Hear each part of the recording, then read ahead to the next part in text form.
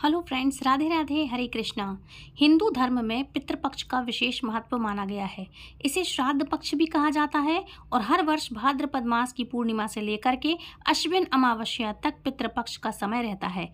इस पावन अवधि में पितरों की आत्मा की शांति और तृप्ति के लिए श्राद्ध तर्पण और पिंडदान किया जाता है।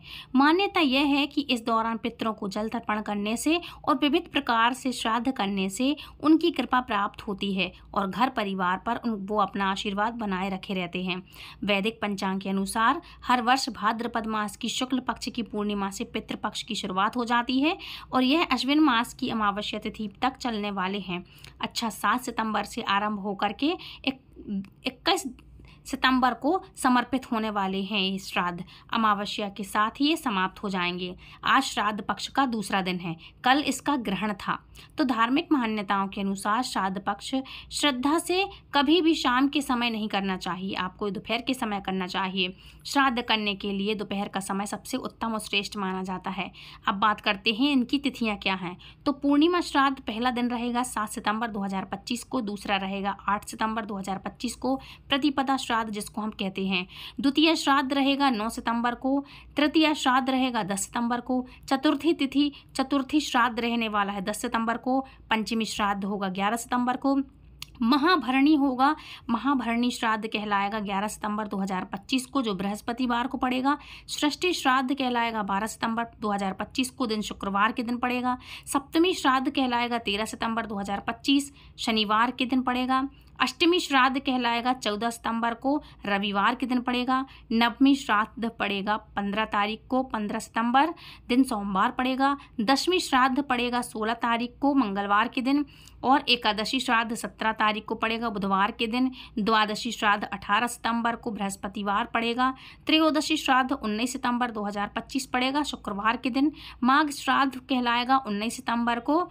मघा श्राद्ध 19 सितंबर शुक्रवार के दिन पड़ेगा। और चतुर्दशी श्राद्ध 20 सितंबर को पड़ने वाला है, शनिवार का दिन पड़ेगा। और सर्वपित्र अमावस्या पड़ेगी, ये 21 सितंबर 2025 के दिन कहलाएगी, जो कि दिन रहेगा इसका रविवार का।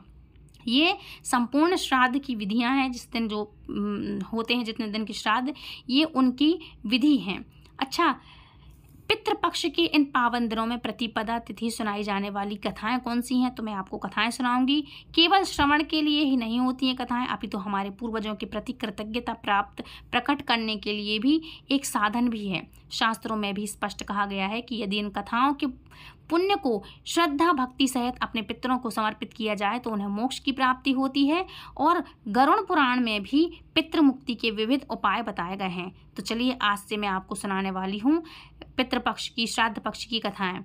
आज जब हमें यह दुर्बल अवसर प्राप्त हुआ है तो हम हृदय की गहराइयों से इन कथाओं का श्रवण करेंगे और पुण्य को, इसके पुण्य को पितरों को अर्पण करना चाहेंगे, जिससे उनको शांति मिले, मुक्ति मिले और वो हमसे प्रसन्न रहें।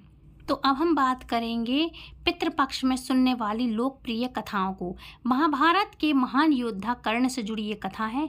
तो पौराणिक कथा के अनुसार ये एक कथा अनुसार जब कर्ण का देवासन हुआ, मतलब स्वर्गवास हुआ और उनकी आत्मा स्वर्ग में पहुंची, तो उन्हें वहां भोजन के थाल में सोना और आभूषण परोसे गए। कर्ण को यह देखकर बड़ा आश्चर्य हुआ, क्योंकि उन्होंने तो अपने जीवन में दान खूब दिए थे, पर उन्होंने देवराज इंद्र से पूछा कि क्या कारण है कि बाकी सबको तो आपने भोजन परोसा दिया है और परोसा जा रहा है, लेकिन उन्हें भोजन नहीं दिया जा रहा। तब इंद्रदेव ने उत्तर दिया कि हे कर्ण, तुमने जीवन भर सोने और आभूषणों का दान तो खूब किया है, लेकिन कभी अपने पितरों को अन्न का दान नहीं दिया। इसी कारण से तुम्हें यहाँ भोजन नहीं मिल रहा। कर्ण ने विनम्रतापूर्वक कहा कि मुझे अपने पितरों के बारे में ज्ञान नहीं था, इसलिए मैं कभी उन्हें अन्न का दान नहीं दे पाया। कर्ण की इस बात से प्रभावित होकर इंद्रदेव ने उन्हें 16 दिनों की पृथ्वी पर लौटने का एक अवसर दिया और उन 16 दिनों में कर्ण ने अपने पितरों का श्राद्ध तर्पण और अन्नदान किया और यही 16 दिन पितृपक्ष कहलाए। महाभारत में भी पितृपक्ष का उल्लेख मिलता है और कहा जाता है कि भीष्म पितामह ने युधिष्ठिर महाराज को श्राद्ध के महत्व और नियमों के बारे में बतलाया था। उन्होंने कहा था कि अश्विन मास के कृष्ण पक्ष में पितरों का स्मरण करके श्राद्ध करने से पितर प्रसन्न होते हैं और अपनी संतानों को आशीर्वाद देते हैं। भीष्म पितामह ने श्राद्ध की विधि समझाते हुए आगे कहा कि सबसे पहले पिता के लिए पिंडदान करना चाहिए, इसके बाद दादा के लिए और फिर परदादा के लिए। प्रत्येक पिंडदान करते हुए समय साधक को एकाग्रचित होकर गायत्री मंत्र का जाप करना चाहिए और सोमाय पित्रते स्वाहा इस मंत्र का उच्चारण करना चाहिए। भीष्म पितामह ने युधिष्ठिर महाराज को पितृपक्ष के इतिहास से जुड़ी कुछ कथा के बारे में भी बतलाया था, जिसके अनुसार अत्रि मुनि के वंश में ऋषि मुनि का जन्म हुआ। उनके पुत्र श्रीमान कम आयु में ही मृत्यु को प्राप्त हो गए, जिससे वे बड़े ही दुखी हुए। पुत्र वियोग से पीड़ित होकर उन्होंने अमावस्या के दिन ब्राह्मणों को भोजन करवाया और पिंडदान किया। मान्यता यह है कि इसके बाद अन्य ऋषियों ने भी पितरों का श्राद्ध करने से इस परंपरा को अपनाया और धीरे धीरे समाज के चारों वर्णों के लोग अपनेपन पितरों के लिए अन्न अर्पित करने लगे। एक और कथा के अनुसार निमि ऋषि द्वारा अर्पित लगातार श्राद्ध का भोजन करने से पितरों को अजीर्ण यानी कि भोजन न पचने वाली समस्या हो गई और वे इस पीड़ा से दुखी होकर श्री ब्रह्मा जी के पास पहुँचे। तब ब्रह्मा जी ने अग्निदेव की ओर संकेत करते हुए कहा कि वे ही पितरों का कष्ट दूर करेंगे। अग्निदेव ने कहा कि अब से वे भी पितरों और देवताओं के साथ श्राद्ध का भोजन किया करेंगे और उनकी उपस्थिति से भोजन पचने में कोई बाधा नहीं आएगी। तभी से श्राद्ध की शुरुआत अग्नि की आहुति देकर के होती है। मतलब जब भी हम श्राद्ध करते हैं तो अग्नि को आहुति देकर ही की जाती है। अच्छा, अग्नि की आहुति देकर की जाने लगी ये श्राद्ध की परंपरा और महाभारत के अनुसार अग्नि में हवन करने के बाद पितरों के निमित्त किए जाने वाले पिंडदान को ब्रह्म राक्षस भी दूषित नहीं कर सकते हैं, क्योंकि श्राद्ध में अग्निदेव को उपस्थित करके राक्षस गण वहां से भाग जाते हैं। इसलिए श्राद्ध में अग्नि का विशेष महत्व होता है। गरुड़ पुराण में श्राद्ध का महत्व बहुत ही सुंदर ढंग से समझाया गया है। इसमें कहा गया है कि मृत्यु के बाद आत्मा की शांति और पितृ ऋण से मुक्ति के लिए पितृपक्ष में श्राद्ध करना अनिवार्य होता है। इस समय पितर धरती पर आते हैं और अपने वंशजों द्वारा अर्पित अन्न जल को स्वीकार करते हैं।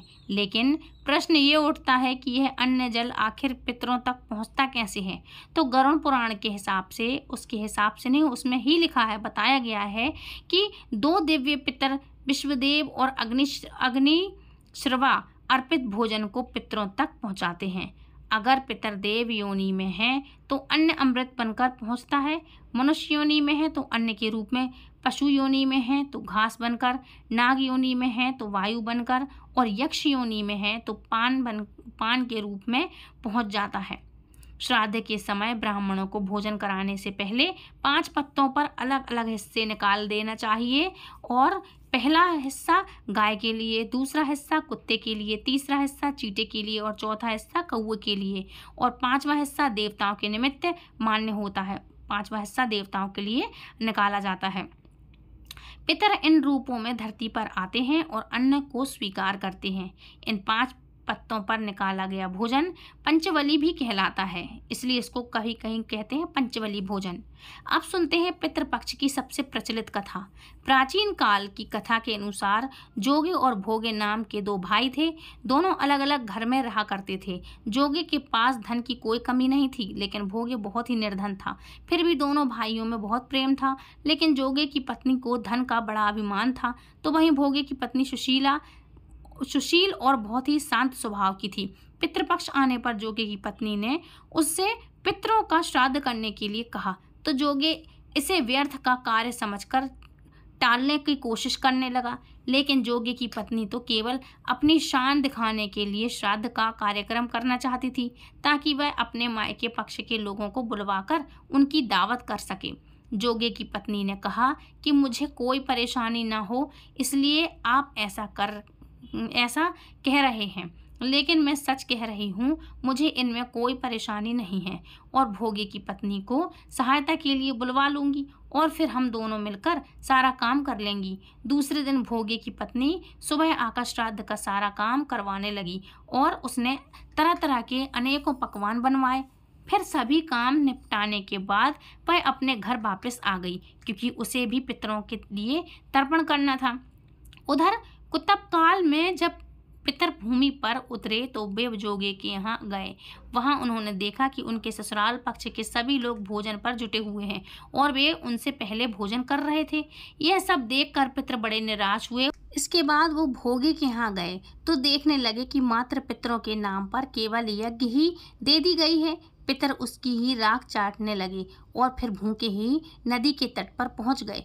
कुछ ही देर में सारे पितर अपनेपन से जहाँ जो गए थे यहाँ का श्राद्ध ग्रहण करके इकट्ठे हो गए और बताने लगे कि उनकी संतानों ने किस किस तरह से उनके लिए श्राद्धों के पकवान बनवाए हैं और उनको खिलाया है। उनका स्मरण किया, किस तरह से उनकी संतानों ने उनका स्मरण किया और उनको पकवान खिलाए। जोगे भोगे के पितर ने भी अपना सारा हाल बतला दिया। उन्होंने सोचा कि अगर भोगे निर्धन न होता तो श्राद्ध करने में समर्थ होता तो शायद उन्हें भूखा वापस नहीं आना पड़ता, क्योंकि भोगे के घर में तो खाने के लिए 2 ज्वार की रोटी तक नहीं थी। यह सारी बात सोचकर पितरों को भोगे पर दया आ गई। यह सोचकर पितर अचानक से नाच नाच कर गाने लगे कि भोगे के घर धन हो जाए, भोगे के घर धन हो जाए। सांझ का समय हो चला था, लेकिन भोगे के घर में खाने के लिए कुछ भी नहीं था और उनके बच्चे भी सुबह से भूखे थे। बच्चों ने अपनी माँ से कहा कि माँ भूख लगी है। तब उन्हें टालने के लिए गुस्से में गरज कर भोगे की पत्नी ने कहा कि जाओ, आंगन में होदी रखी हुई है, उसे जाकर खोल दो, उसमें जो कुछ भी मिल जाए आपस में बांटकर खा लेना। बच्चों ने जब वहां जाकर हौदी खोली तो वो दौड़े दौड़े अपनी माँ के पास आकर कहने लगे कि माँ, हौदी तो मोहरों से भरी पड़ी हुई है। माँ को विश्वास नहीं हुआ और वह दौड़ी दौड़ी हाँफती हुई वहां जाकर हौदी के पास जाकर उसने जब ये सब देखा तो उसके आश्चर्य का ठिकाना नहीं रहा। इस तरह पितरों के आशीर्वाद से भोगे भी धन धान्य से परिपूर्ण हो गया, लेकिन उसे इस बात का बिल्कुल भी अहंकार नहीं था। और फिर अगले वर्ष श्राद्ध आने पर खूब धूमधाम से दोनों पत्नियों ने मिलकर के अपने पितरों का श्राद्ध किया। भोगे की पत्नी ने श्राद्ध के लिए 56 तरह के भोग बनवाए, मतलब व्यंजन बनवाए, और ब्राह्मणों को अपने घर बुलवाकर श्राद्ध किया। उन्होंने भोजन करवाया और दान दक्षिणा भी दी। फिर सोने चांदी के बर्तन जैसे बर्तनों में जेठ जेठानी को भी भोजन करवाया। इससे पितर बहुत प्रसन्न हुए और तृप्त हुए। उन्हें आशीर्वाद देकर तृप्त होकर वे अपने लोक को वापस लौट गए। प्रयागराज में त्रिवेणी संगम का जल पाप को मुक्त करता है, साथ ही मोक्ष भी प्रदान करने वाला है। आइए जानते हैं प्रयागराज में त्रिवेणी संगम से जुड़ी एक प्राचीन कथा। आखिर कैसे कुंभ नगरी में त्रिवेणी जल की महिमा से एक प्रेत योनि से मुक्त हो पाया। और कहा जाता है कि अनादि काल में केरल में वसु नाम का एक ब्राह्मण रहता था, लेकिन उसका आचरण बहुत ही खराब था। उसके बंधुओं ने उसे भूमिहीन करके घर से निकाल दिया था और वह दुखी होकर निर्धनता में अपनी जन्मभूमि को त्याग कर इधर उधर भटकने लगा। जंगलों में भटकता हुआ वह भूख प्यास से व्याकुल ब्राह्मण बंध पर्वत पर पहुंच गया और वहां तड़पते हुए उसकी मृत्यु हो गई। कहा जाता है कि उसका दाह संस्कार न होने के कारण वह प्रेत बनकर वह वन की कंदराओं में चिरकाल तक निवास करता रहा। वह गर्मी सर्दी से परेशान बिना जल के हाहाकार करता हुआ भटकने लगा। एक दिन की बात है, उस मार्ग से एक यात्री घड़े में त्रिवेणी का जल लेकर के भगवान जनार्दन के श्लोकों का पाठ करते हुए जा रहा था। एकाएक प्रेत उसके सामने आ गया और उसने उस यात्री से कहा कि डरो मत, हे धर्मनिष्ठ, मैं तुम्हारी गगरी से त्रिवेणी का पवित्र जल पीना चाहता हूँ, लेकिन अगर तुमने जल नहीं दिया तो मैं तुम्हारे प्राण ले लूँगा। प्रेत के वचन सुनकर वह पथित बोला, नील वर्ण भयंकर चंचल नेत्र वाले तुम कौन हो और तुम्हारा शरीर मांस रहित क्यों है? इस पर प्रेत ने उससे सब कुछ बता दिया। लोभी मलिन व्यभिचारी क्रिया रहित ब्राह्मण था वो। पिछले जन्म में पूर्व जन्म के ऐसे कर्मों के कारण मेरी ऐसी दुर्दशा हुई है। तब पथिक में पथिक ने उस प्रेत को जल दे दिया। प्रेत ने जल पिया और उसी क्षण वह प्रेत योनि से मुक्त होकर दिव्य देहधारी हो गया। और उसकी दिव्य देहधार पुरुष ने कहा, हे पार्थिक, त्रिवेणी के जल की महिमा का वर्णन कोई नहीं कर सकता। इसे तो स्वयं महादेव अपने मस्तक पर धारण करते हैं, जो उचित शक्ति वाला है। अनेकों आशीर्वाद देकर वह पिशाच प्रेत योनि से मुक्त होकर स्वर्गलोक को चला गया। इस प्रकार प्रयाग के महात्म्य को जानकर महाकुंभ में माघ मास में त्रिवेणी के जल से आचमन करने से सारे पाप दूर हो जाते हैं, सारे पाप धुलकर कट जाते हैं। पिशाच योनि से भी मुक्ति मिल जाती है। ज्योतिष विज्ञान की दृष्टि से उज्जैनी अर्थात उज्जैन नगरी का अपना ही विशिष्ट स्थान है और श्राद्ध पक्ष में उज्जैन में स्थापित शिवलिंग श्री पिशाच मुक्तेश्वर महादेव का भी जो भी विशेष महत्व है। श्राद्ध पक्ष के इन 16 दिनों में 84 महादेव में से 68वें नंबर पर आने वाले श्री पिशाच मुक्तेश्वर महादेव पर श्रद्धा शुद्ध गाय के दूध से मिश्रित तिल, जौ, गंगाजल, शिप्रा नदी से जल अभिषेक करने से पितृ तृप्त हो जाते हैं और प्रसन्न हो जाते हैं। पूर्वज चाहे किसी भी योनि में प्रवेश कर गए हों, चाहे वह अकाल मृत्यु को प्राप्त हुए हों, चाहे उनका दाह संस्कार विविध न किया गया हो, पिशाच मुक्तेश्वर महादेव उन्हें प्रेत योनि से मुक्त कराते हैं और व्यक्ति की चाहे जैसी भी मृत्यु हो गई हो, महादेव उस इंसान को मुक्त करा करके प्रेत योनि से छुड़ा करके अच्छी योनि में डालते हैं, आपने शिवलोक में रखते हैं। तो फ्रेंड्स, ये थी कुछ कथाएं। आई होप आज की कथाएं आपको पसंद आई होंगी, जो कि श्राद्ध पक्ष में सुनाई जाने वाली कथाएं हैं। इसलिए आप ये सुने, दूसरों को भी सुनाएं, ताकि कोई भी जो लोग भी नहीं भी करते हैं तो वो लोग याद कर लें पितरों को और उन्हें याद आ जाए अपने पितरों की, और अब उनके नाम का पिंडदान तर्पण सब कुछ कर सकें। तो फ्रेंड्स, मिलती हूँ नेक्स्ट वीडियो में, तब तक के लिए Radhe Radhe, Hare Krishna. Please like, share and subscribe और दूसरों को शेयर ज़रूर करें। यदि इस वीडियो के माध्यम से हमारे चैनल पर आप पहली बार आए हैं तो चैनल को सब्सक्राइब करके बेल आइकन को ऑल पे प्रेस कर लेना, ताकि आने वाली हर एक वीडियो की नोटिफिकेशन सबसे पहले आप तक पहुँचे और इसी तरह की धार्मिक प्यारी प्यारी कथाएँ आप तक पहुँचती रहें सबसे पहले।